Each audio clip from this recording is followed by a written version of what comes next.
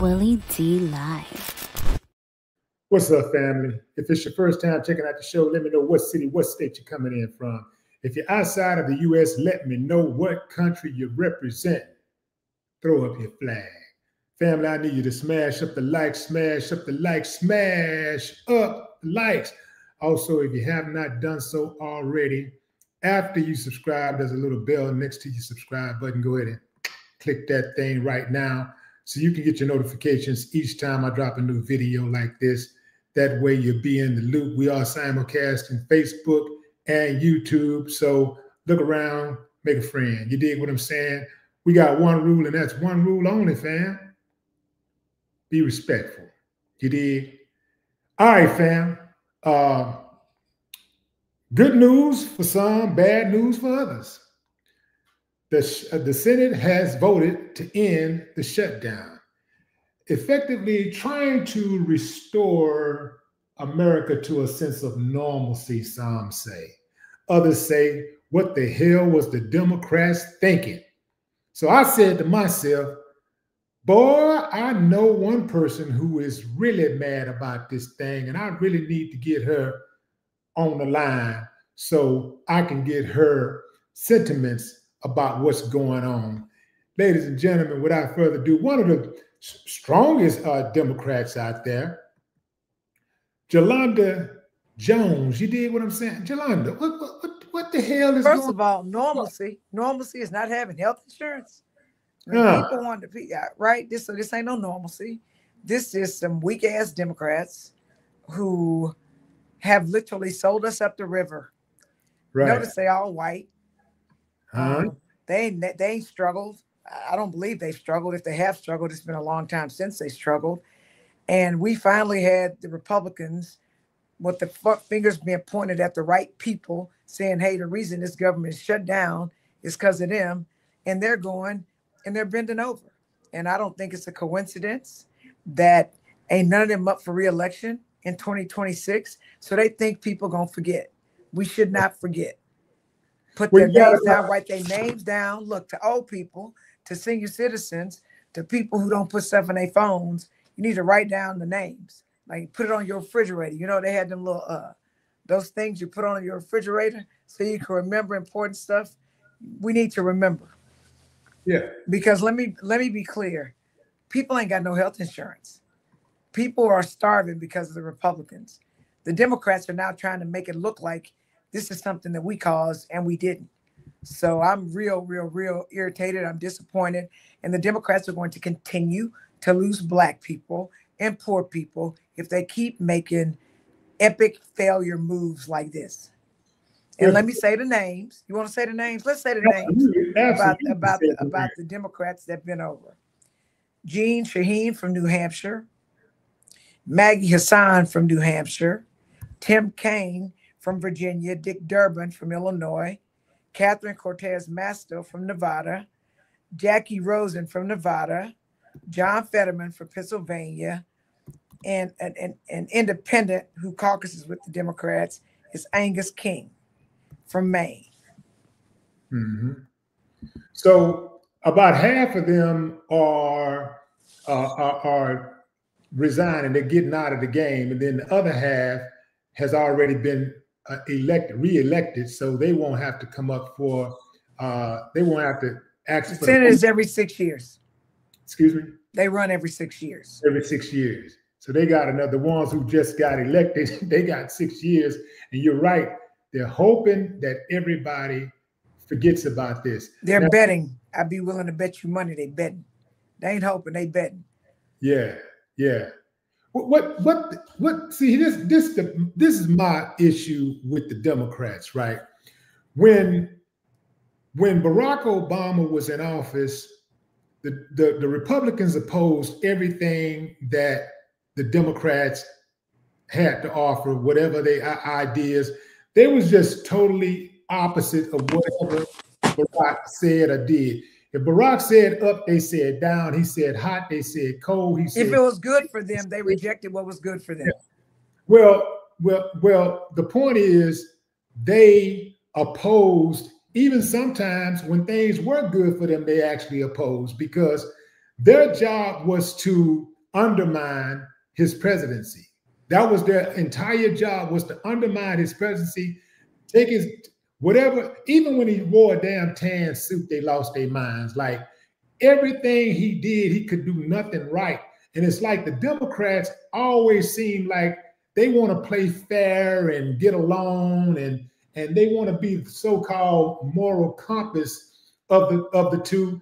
But really, you know, they be doing a lot of slick things too, like the move that they made to support to support the cloture. Say what? The cloture. It's called cloture. CLOTURE.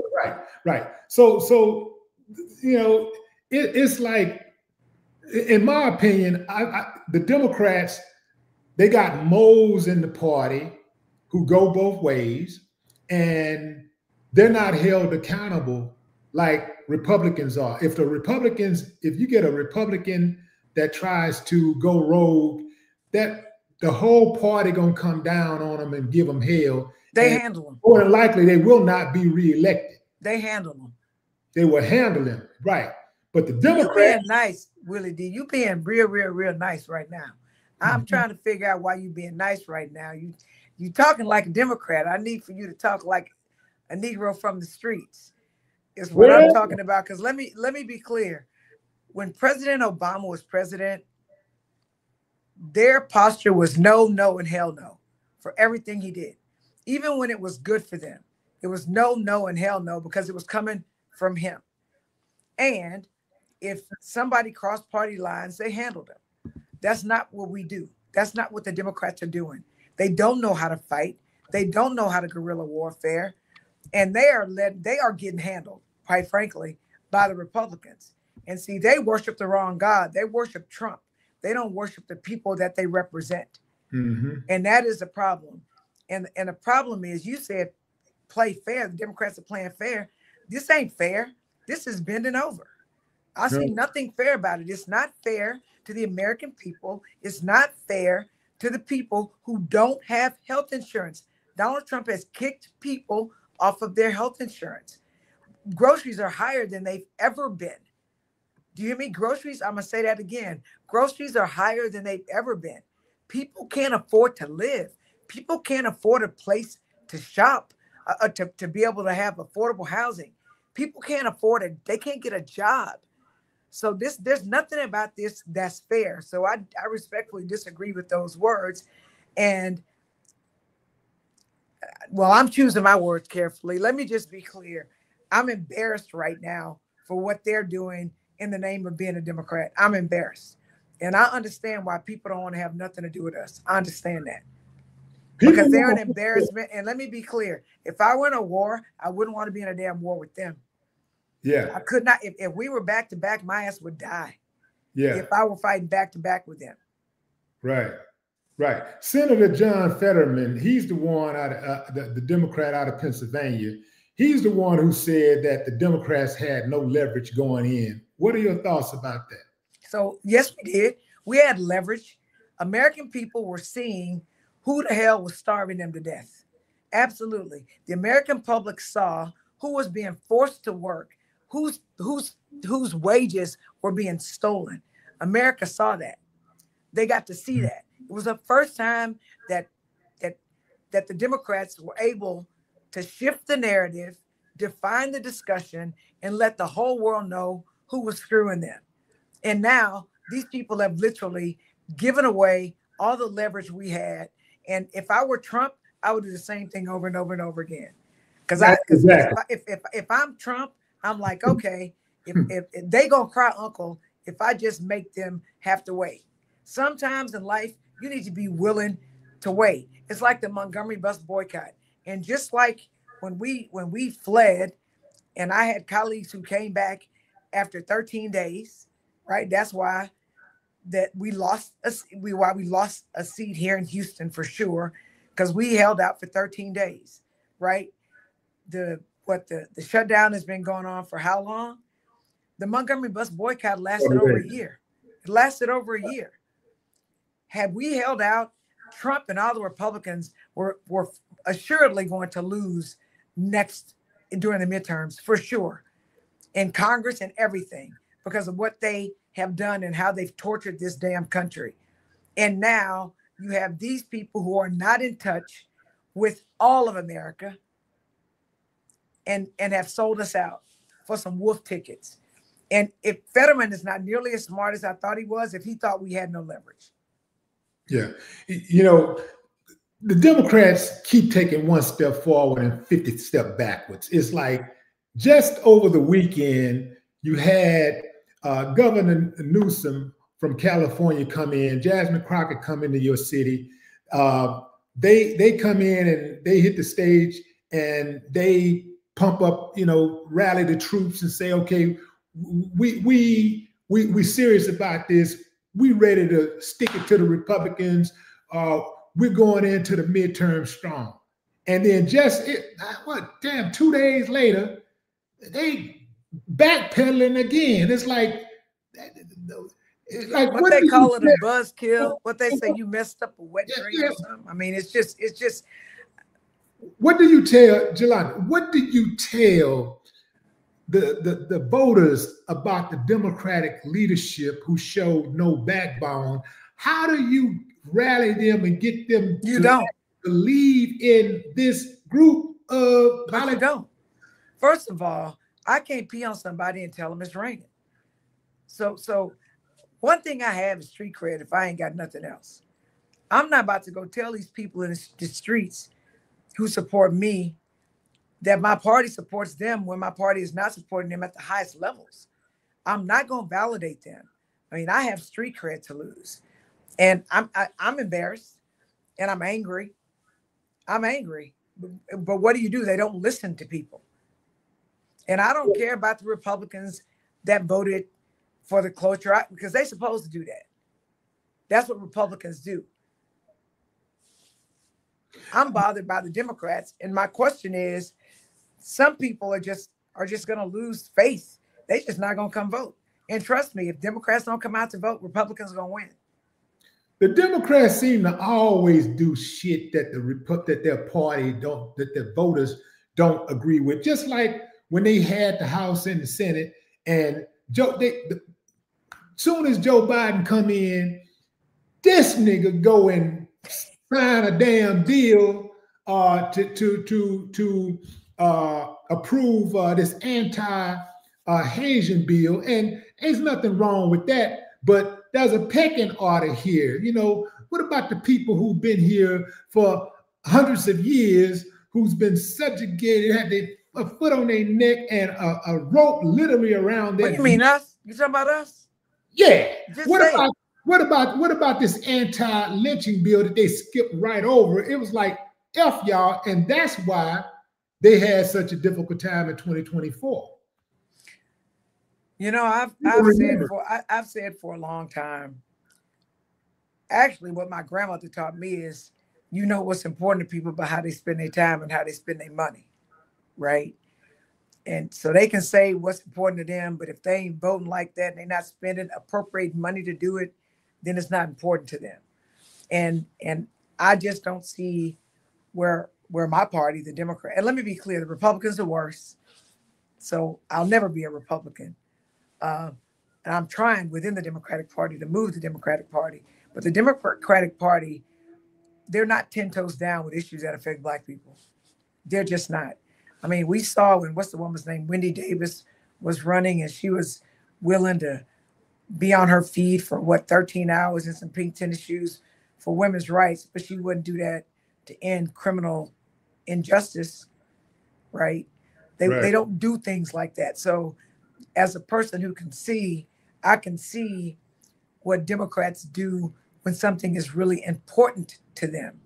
And likewise, I can see what they do for stuff that's not important to them. So I'm angry. Like I said before, I'm angry, I'm disappointed. And I cannot go selling wolf tickets to the people that support me. So there's nothing I can say.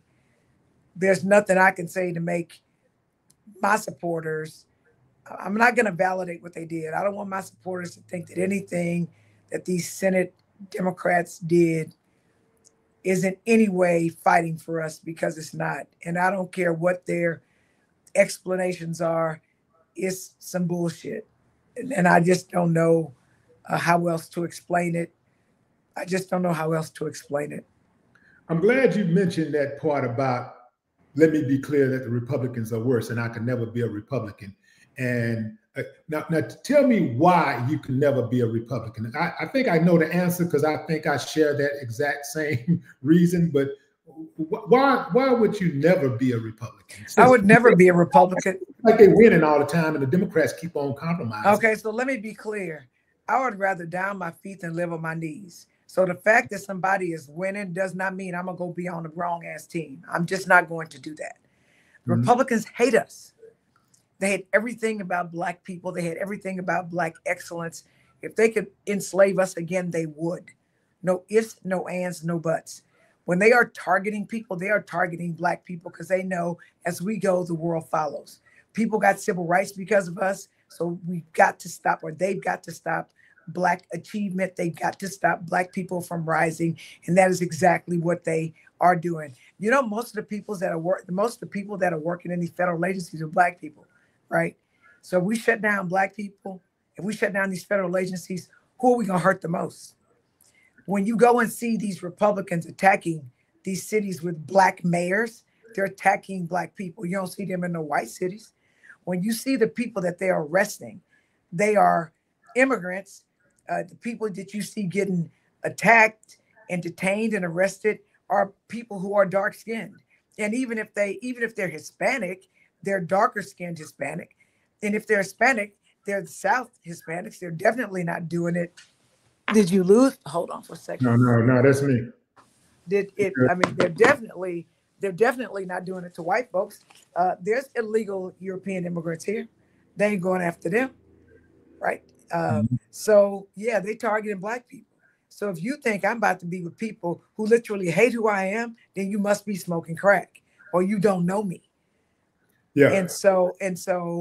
And I'm not saying Democrats are great, but at least they'll work with us. Unfortunately, there's a two-party system. And look, I play sports. Whatever game I played, I had to learn the rules of the game, and I had to learn how to play the game better than other people and learn the rules better than other people. Independent candidates, third-party candidates don't get elected. So there's not a critical enough mass to be able to do anything. So you have to either you're going to be a Democrat or you're going to be a Republican.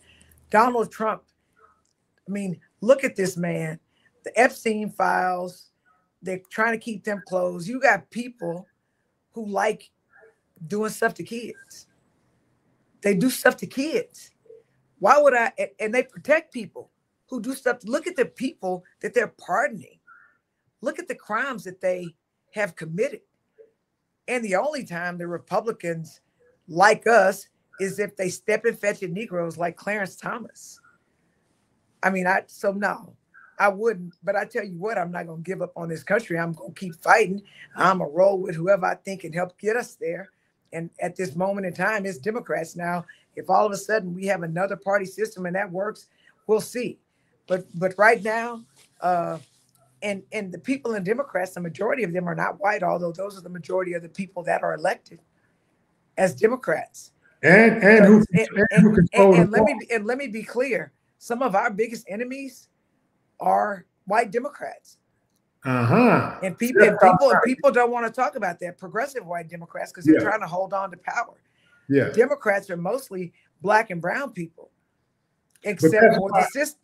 And I mean, people don't want to talk about what is.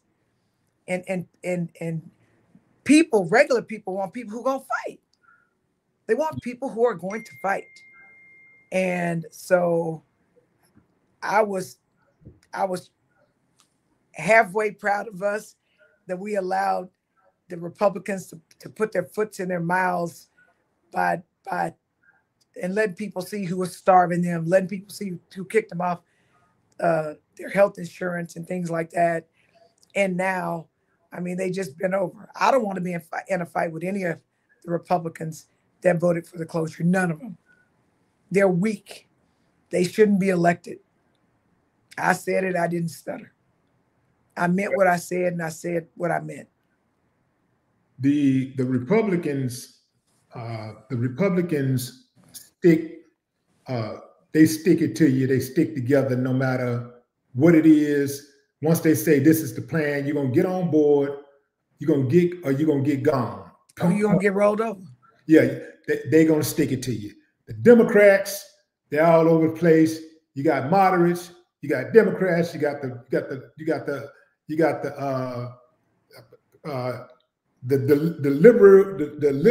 what do they call libertism? Libertarians. You know, they lean Republican. Huh? They lean Republican. Okay, yeah, but I'm saying that they got all of these different things and whatever going on, and when it's time to commit, you know, it's like they're all over the place. And when you get out of line in the Republican Party, they put you on the hit list, and they say she got to go, he got to go. I don't give a damn if it's right now or in 4 years or 6 years, but once you hit that list, you out of here. You will not serve another term as a Republican. They're going to withhold all funding. They're going to withhold all support, and they're going to put money against you. As I'm saying, and they're going to put money. They're going to put the machine against you. Now, here's what's something I see. I've been suspicious of this Democratic Party as much as I've been suspicious of the Republican Party, but it wasn't until about what was it, the last year, or was it the year before that, when the Democratic Party right here in Harris County was withholding support from the black judges who was being attacked by these white Republican judges. And you realize the only elected official who stood up for them was me. Yeah. Let me be clear. If you don't believe me, go ask them. No, I saw Judge Erica Hughes and Judge Chikasha Francis are the only Democrat, black, white, Hispanic, or otherwise, who stood up for them was me. Yeah. Jolanda Felicia Jones. Yeah. So when they come for black women, the Democratic Party don't stand up for black women. In fact, the Democratic Party was against them. The Democratic Party, when they filed a lawsuit to remove them from the ballot, accusing them of not being qualified, and accusing them of one of not being qualified, and accusing the other one of committing over 200 felonies. These are false lawyers, okay? The Democratic Party did not file an answer. Yeah. If you are familiar with the law, if somebody sues you, then you have to file an answer. Otherwise, the other side will win a default judgment, which means you will lose no matter what. The Democratic Party did not file an answer after we got in their butt. Then they did. But I'm telling you, the Democratic Party did not support them. Ask the judges themselves. And there was a whole hearing with Judge Chikasha Francis. The only elected official who went to watch the hearing was me, where they had her on the stand and they were trying to say that she was not qualified. Even though she'd been I don't remember how long Chikasha's been a lawyer. At the time, she wasn't a judge. She's a judge now. But they said she wasn't qualified. And I can tell you that there are Republicans who were appointed to the bench who weren't 30 years old, who had not been practicing. They've been practicing for a whopping 5 years, and ain't nobody say they weren't qualified. Right. So there's a double standard. And they've also, the state legislature filed a whole bunch of bills and passed a bunch of laws, one of which just passed during these constitutional amendments, trying to make it harder to be a judge. And it was in response to all them black people getting elected as judges with black girl magic. So I don't see nobody fighting when they coming for black people. And they always start with black people, always. Mm-hmm. That's who they target. And if you look across the history of this world, they always start with going after dark-skinned people. Look how they treat the Aboriginals in Australia. Them the black people in Australia, right? When I lived in Spain, my son was born in Spain. My ex-husband played professional basketball there, and that's why we were there. They treated the Africans horribly, horribly. They always go after the dark-skinned people. What could have been done within your ranks in the Democratic Party to stop those 8 defectors from, giving the Republicans the go-ahead to reopen? Democrats have got to show that if you go against what we decide as a party, then you're out. Right. See, Republicans know how to fight. We don't. The one thing I'll say about Donald Trump, and he is the opposite of everything that I represent, everyone that I fight for. He's absolutely the opposite. But he will go to the mat for his wrong shit, okay? All day, every day, and will apply enough pressure to you that you're going to go to the mat with him by hook or by crook.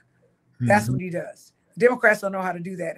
And as long as you're in a fight, Willie D, as long as you're in a fight where somebody is willing to lose and die, you're going to always lose.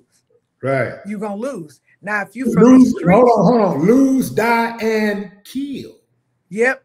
And unless you're willing, right? You cannot be afraid to lose. Yeah. And that's what they are. They're trying to hedge bets. Right. See, I ain't scared at all. And so, and that's what Democrats don't know how to do. They don't know how to fight to kill and to win. They just don't know how to do it. They don't know how to keep a foot on the neck. They don't know how to do it. And I think, I believe it's a sign of weakness. Yeah. See, the Republicans, once they decide that, okay, this is going to be our guy, this is going to be the main leader, this guy, they put everything into that leader. Whoever that leader is, they put everything into him and say, this is what we're following. And he got 3, 4, 5 people that make sure that they're watching everybody and keeping them in line, making sure that they're on point. And if they miss one shot, they like, yo, get them out. And they behind them, even if they're wrong as 2 left feet. And they're often wrong as 2 left feet. You're right. They're gonna stick with them no matter what. So the question here is, what are the Democrats going to do to be able to actually get into the fight and win? Because you're not going to be able to beat the Republicans unless you're willing to.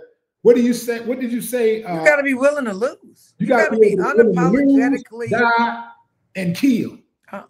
Let me tell you. So I got to tell you a story. There's this woman who, when I was a baby, when I was running for office the first time in 2003, I ran for city council, and it was the first time I ran. And there was this woman named Beulah Shepherd. She was up on the north side, and it's a whole bunch of buildings named after Beulah Shepherd on the north side. She was just a soldier, thought I told you.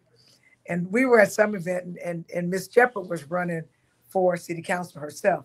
I don't know how she was. I think she was in her 70s, 80s back then.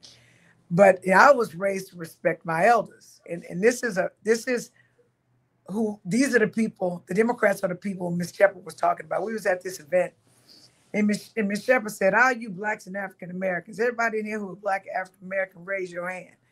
It was something about the way she said it that told me don't raise my hand. And I referred to myself as Black back then. But I was listening to her, and I was something about the way she said it ain't right. She said, well, let me tell you something about y'all Blacks and y'all African Americans. She said, we Negroes fought. We Negroes got hosed, but we fought. She said, we Negroes didn't have the right to vote, but I paid a poll tax. Right. We Negroes had to take tests to be able to vote. I did that. We Negroes got lynched, and we did that. She says, but you Blacks and African Americans, y'all ain't willing to die for nothing. Y'all ain't willing to fight for nothing. Y'all ain't willing to lose nothing. And that's what's wrong with America right now. Now, mind you, this is back in 2003. But she said, we Negroes were willing to die for our beliefs and for our rights. Y'all Blacks and African Americans ain't. And I will tell you, and the funny thing is, you know how they say that timing is everything, and you've got to be wise enough to receive it. My grandmother, and I love my grandmother, would tell me that she wasn't Black or African American, because I was taking an African American studies class at the University of Houston. And she said, oh no, sweetheart, we worked very hard to be called Negro. They used to call us much worse. And I was like, grandmother, you got to be Black or you got to be African American. She was like, oh no, sweetheart, we worked hard to be Negro. So I'm not Black or I'm not African American. But when my grandmother told it to me, I just wasn't willing to receive it. I didn't understand. I hadn't lived long enough. I just didn't understand. And since 2003, if I can write in that I'm Negro, I write in that I'm Negro. If I can write it in, I normally don't put Black. I refer to myself as Negroes because Negroes are willing to die for our rights, and Blacks and African Americans aren't. And I was also told that back in the day, you couldn't buy us, right? That's why they had to assassinate us. Now all you got to do is put enough coin together and you can buy us. So Black folks and African American folks, they ain't like them Negroes back in the day. The reason we got the rights we got is because of Negroes back in the day. And I align more with the Negroes back in the day than the Blacks and African Americans today. Who are some of the Negroes in the Democratic Party that you rock with?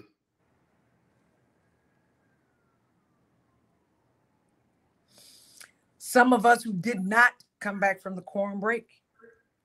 Charlene Ward Johnson, we did not come back from the quorum break. We had colleagues who came back, and that's why they were able to pass those racist maps. Aisha Davis in Dallas. We did not. Josie Garcia in San Antonio. We did not come back. They did not pass those racist maps that they ultimately passed because of us. And we were willing to stay gone for as long as we needed to stay gone to kill those maps. But because we only stayed gone, or they only stayed gone for 13 days, those maps ultimately passed, which is why now there's going to be a brawl in Texas 18. So, everybody ain't built for war. I'm just going to leave it like that. Everybody ain't built for war in these streets. Which programs and priorities were most at risk, during the shutdown? And like, what is the real cost of So if you're not healthy, you ain't gonna have no good life. You're gonna miss school if you're a kid. You're gonna miss work if you're an adult. You're not gonna have a good quality of life. All you gotta do is go to the doctor and see how much it costs to go to the doctor. That's what this ultimately ended up being about. Trump passed an appropriation that's good for rich people and it's not good for everybody else. You ain't selling people in Nebraska where Trump killed in Nebraska and they in line. I mean, they in line. People in the military in line for food. They can't afford food. Well, Trump in the military. And so us having health care is very, very, very important. And all the Democrats said was restore health benefits and we'll sign on to your bill. Because if we don't have our health, nothing else is going to work.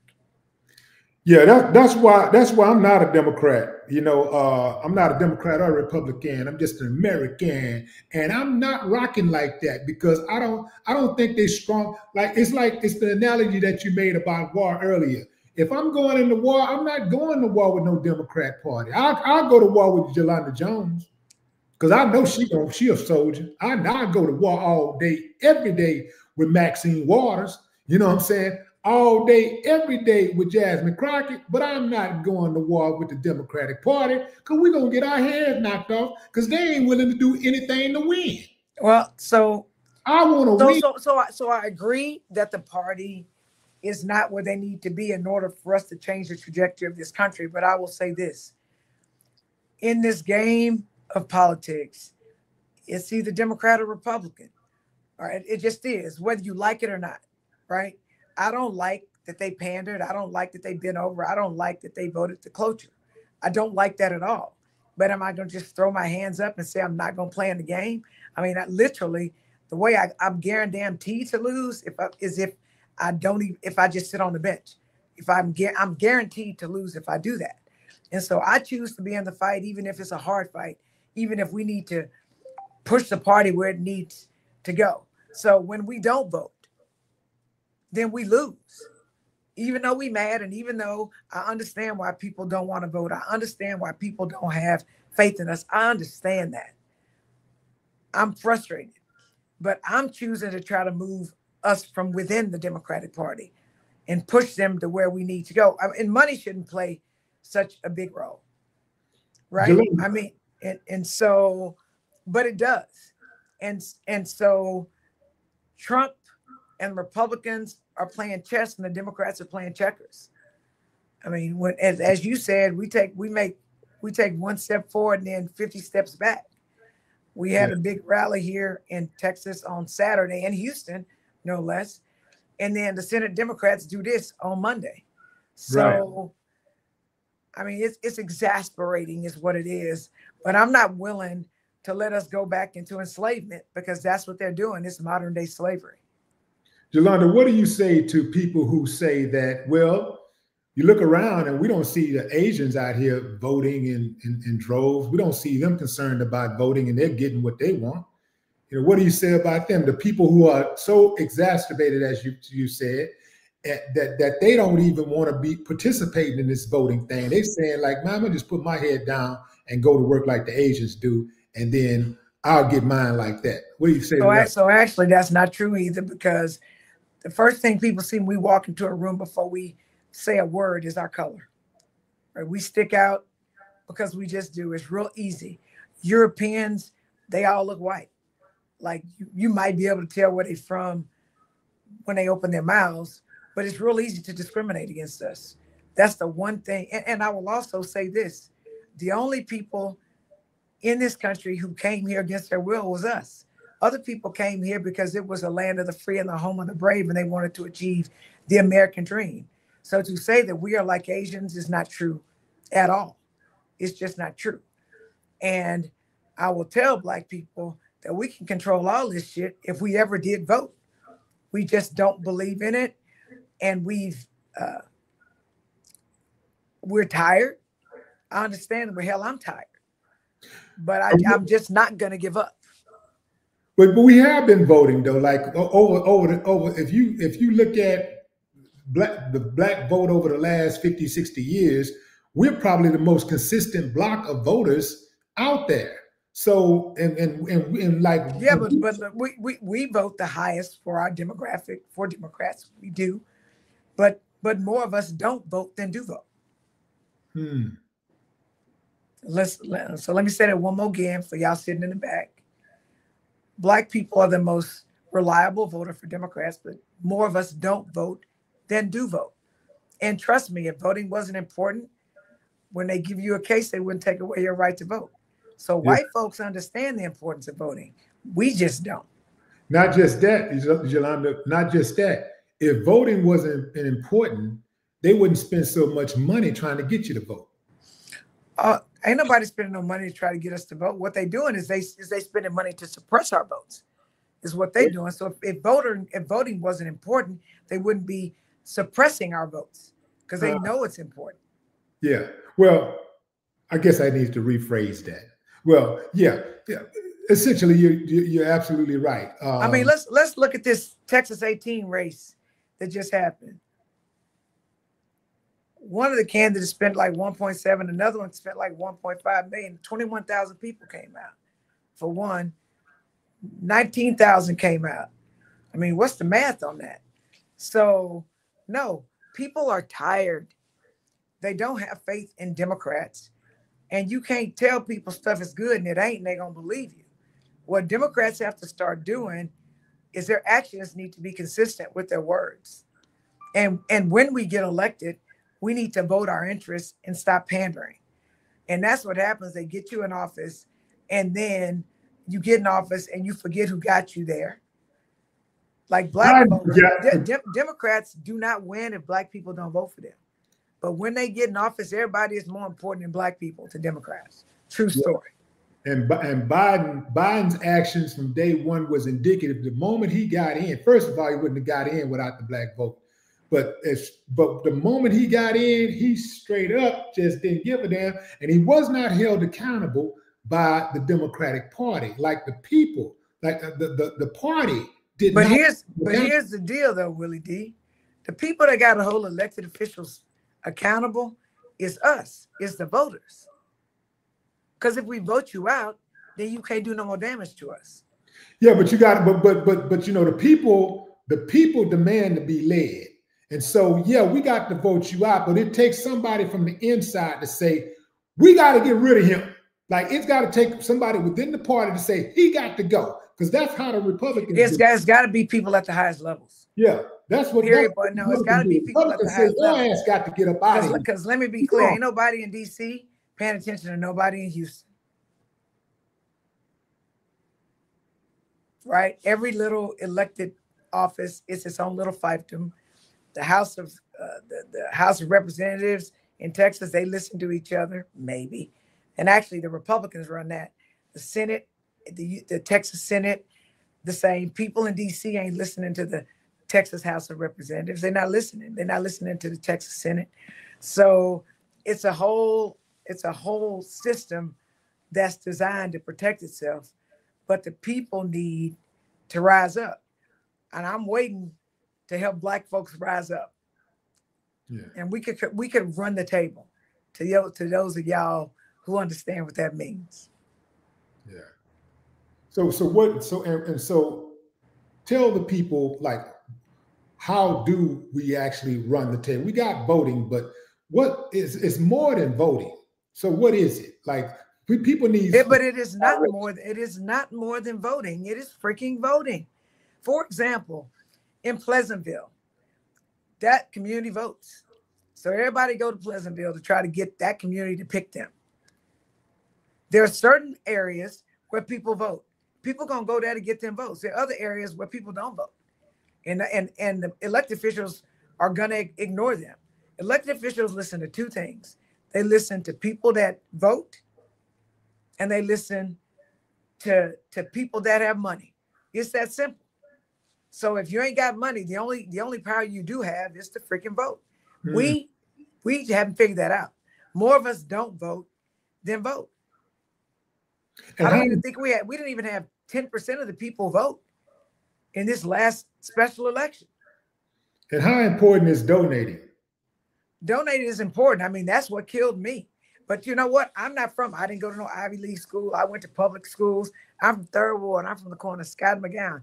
I ain't got no rich friends. Like, my friends ain't rich, right? Other people had, like, rich people. I raised $341,000, and that's begging from little bitty people that I knew, and the pennies added up.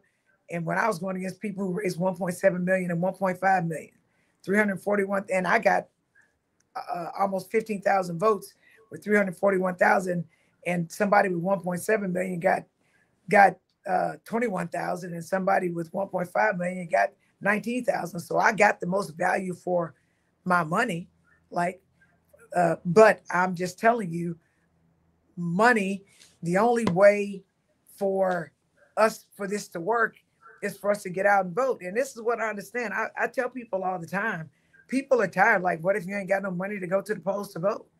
What if you ain't got no babysitter? You know, what if you just tired because you've been working overtime? It's not even that you don't like to vote or you don't want to vote. I mean, it's just difficult to vote. And with all these efforts at voter suppression, I mean, there are just all these stars that are aligning to suppress our votes. And we as Black people understood our power. We could run the table if we voted. But I'm hoping, like, that they see those of us who actually fight, right? And the Democratic Party, in fact, they think I fight too much, right? They think I should be more amenable. Amenable to who? To Trump. Yeah. Trump has not an ounce of respect for anybody that I represent. So I ain't gonna be his friend. I'm not pandering to him. I'm not doing that, right? And the Democratic Party wants for us to be palatable, basically, to white people. And sometimes we don't have anything in common. Like, white people not getting killed by the police like we are. They just not. White people ain't dying in childbirth like we are. White kids aren't dying. Infant mortality is higher with us. White people ain't got sickle cell. We do. So everything happens worse to Black people.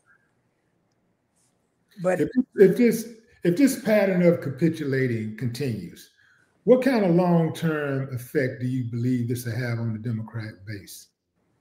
I think the more we capitulate, and to people that don't know what capitulate means, bend over, give them what they want, give up, give in.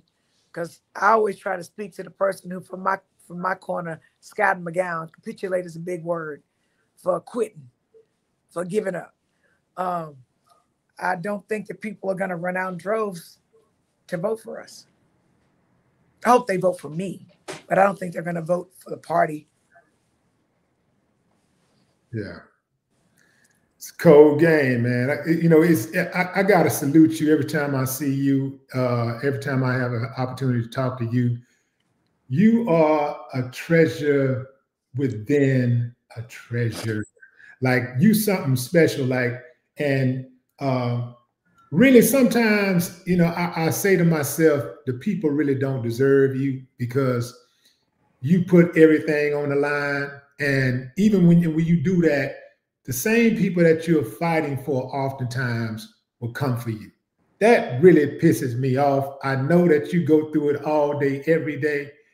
And I just got to tell you, every time I see you, like when I see you, that's why when I hug you, I kind of hug you different because it's like I'm hugging an angel. You know what I'm saying? You got a beautiful soul and you're a true fighter.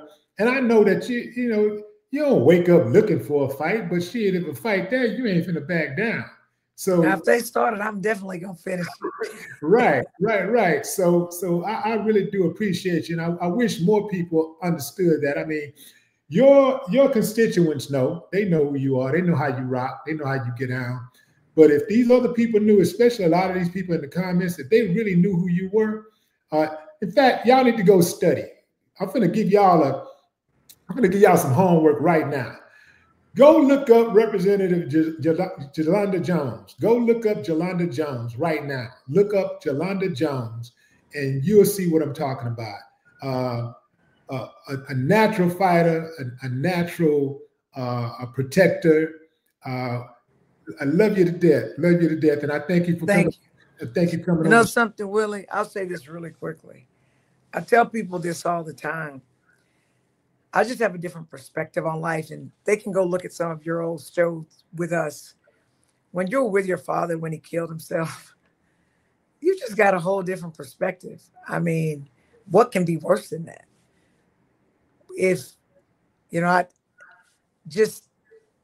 My life was hard, and I'm not asking for any sympathy, but these streets built me.